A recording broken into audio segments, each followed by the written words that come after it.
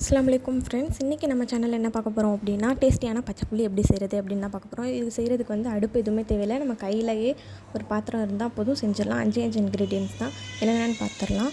அதுக்கு வந்து ஒரு 10லேருந்து 15 சின்ன வெங்காயம் எடுத்துக்கணும், ஒரு பெரிய பச்சை மிளகா, அப்புறம் ஒரு எலுமிச்சப்பழம் சைஸ் புளியை வந்து 3 பச்சை மிளகாயும் அடுப்பில் சுட்டு 2யும் சேர்த்து நம்ம ஒரு தண்ணியில் கரைச்சி வச்சுக்கிறணும்.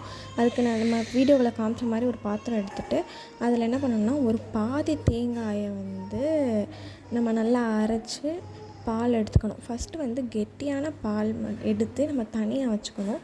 ஏன்னா கெட்டியான பாலில் நம்ம புளியை ஊற்றணும் அப்படின்னா அந்த பால் வந்து திரஞ்சிரும்.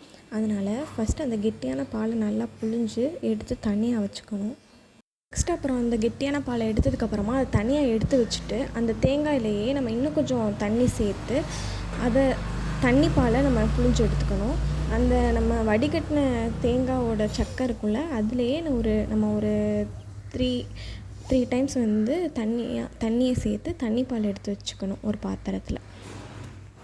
பாலுக்கு இந்த மாதிரி நம்ம 1 கப் தண்ணி ஊற்றி எடுத்து வச்சுக்கிட்டோம். அதே மாதிரி தண்ணி பாலுக்கு 3 கப் தண்ணி ஊற்றி அதை நல்லா கரைச்சி அந்த பாத்திரத்தில் பாதியெல்லாம் வச்சுக்கிட்டோம். அதுக்கப்புறம் புளி அந்த மிளகாயை நம்ம ஊற வச்சுருந்தோம் இல்லையா, அதை வந்து நல்லா கரைச்சி எடுத்துக்கிறணும். கையாலேயே நல்லா பிசைஞ்சு கரைச்சி எடுத்துக்கணும். கரைச்ச புளி வந்து கெட்டியாக இருக்க மாதிரி தெரிஞ்சிச்சு அப்படின்னா தேவையான அளவு தண்ணி ஊற்றி அட்ஜஸ்ட் பண்ணிவிட்டு அந்த தண்ணியை வந்து நம்ம கையாலே இப்படி வடிகட்டி ஊற்றணும். ஏன்னா நம்ம வந்து ஃபில்ட்ரு யூஸ் பண்ணோம் அப்படின்னா அந்த சில்லி ஃப்ளேக்ஸ் மாதிரி இருக்குல்ல, அது எல்லாத்தையுமே அது ஃபில்ட்ரு பண்ணிடும்.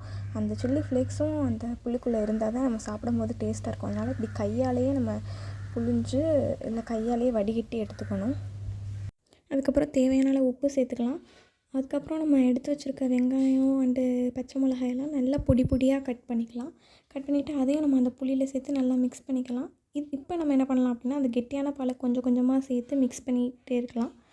கொஞ்சம் ஃபுல்லாக மிக்ஸ் பண்ணி முடிச்சதுக்கப்புறமா அதை குடிச்சு பார்த்துட்டு உப்புலாம் கரெக்டாக இருக்கான்னு பார்த்துட்டு, பத்தலைன்னா இன்னும் கொஞ்சம் உப்பு போட்டு நல்லா மிக்ஸ் பண்ணிக்கலாம். அதுதான் டேஸ்ட்டான நல்ல காரசாரமான ஒரு பச்சைப்புளி ரெடி. நம்ம நல்ல சூடான சாதத்தில் நிறைய ஊற்றி நல்லா பிசைஞ்சு அந்த வெங்காயத்து கூட சாப்பிட்டோம்னா ரொம்ப அட்டகாசமாக இருக்கும். இதை வீட்டில் ட்ரை பண்ணி பார்த்துட்டு உங்களுக்கு பிடிச்சிருந்துச்சுன்னா கமெண்ட் பண்ணுங்கள். மறக்காமல் லைக் அண்ட் சப்ஸ்கிரைப் பண்ணுங்கள். பாய்.